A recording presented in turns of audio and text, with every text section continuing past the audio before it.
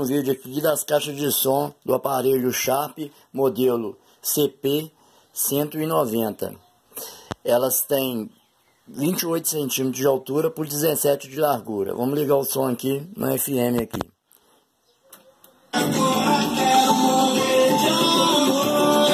Aumentar o som.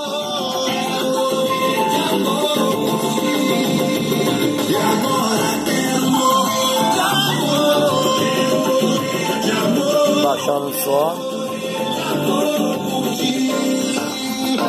Vamos dividir o som no balanço QLR.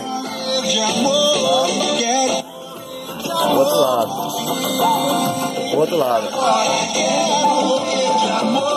Voltar para outro lado. Voltar para outro lado. As todas duas saindo no som normal.